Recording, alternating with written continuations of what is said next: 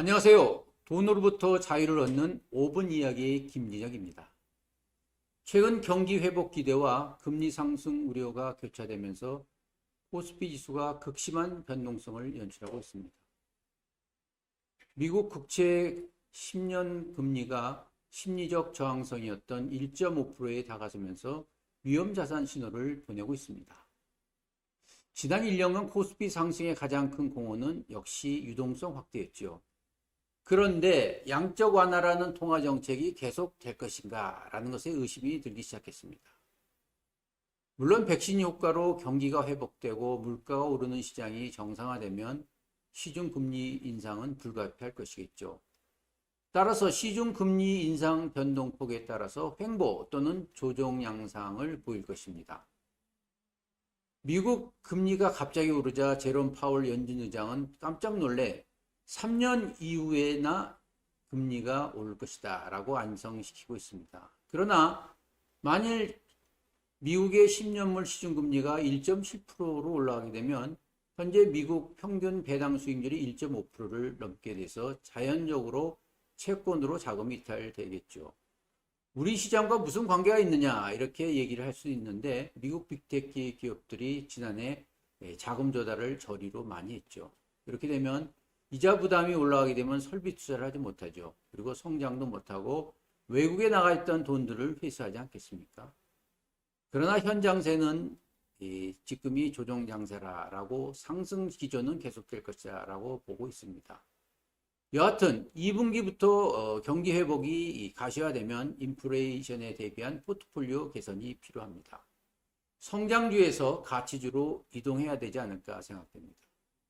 중국 연례 최대 행사인 양회가 3월 4일 베이징에서 막을 올립니다. 양회라고 하는 것은 중국에서 매년 3월에 거행되는 중국인민정치협상회의죠.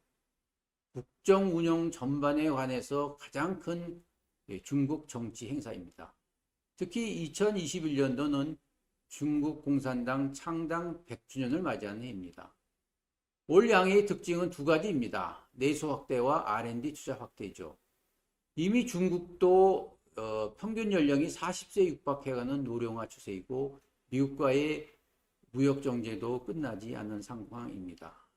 과거에는 질적 성장을 위해서 공급 측 개혁이었다면 올해부터는 내수 확대와 자립형 구축을 최우선으로 할 것입니다. 중국은 코로나 사태 안정세와 지난해 기저효과로 최소 6% 이상의 경제 성장이 예상되는데요.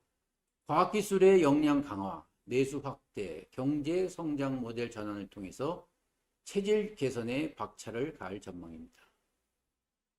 중국의 디지털 경제 전환과 저탄소 성장 모델 구축, 내수 확대에 따라 신산업 분야의 기회가 확대되기에 우리 기업들도 중국의 정책 방향에 맞춰야 할 것입니다.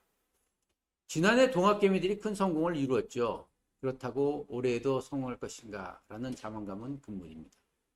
지금과 같이 급등락 장세와 조정 국면에서 심리적으로 불안해지면 큰 손실을 입을 수 있다는 것을 유념하셨으면 합니다.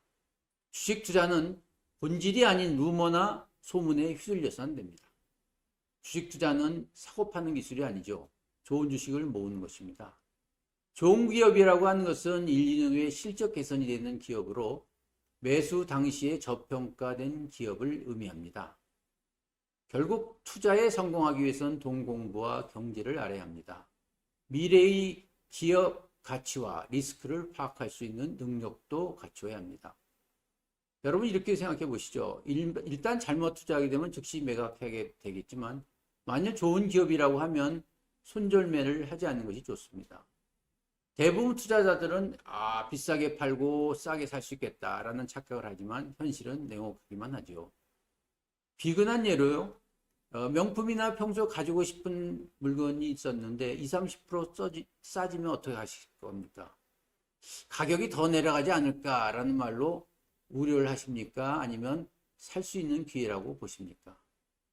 자신의 전문 분야의 엑스포트가 되는 것이 우선이고 남는 시간에 주식을 쳐다보았으면 합니다. 오랜 주식 시장 경험에서 볼 때 자신의 업무를 놔두고 주식에 올인해서 결과가 좋은 사람은 보지 못했습니다. 시세판을 자주 보지 말고 롤러코스터 장세를 이기는 여러분이 되길 기원합니다. 편안한 하루 되세요. 감사합니다.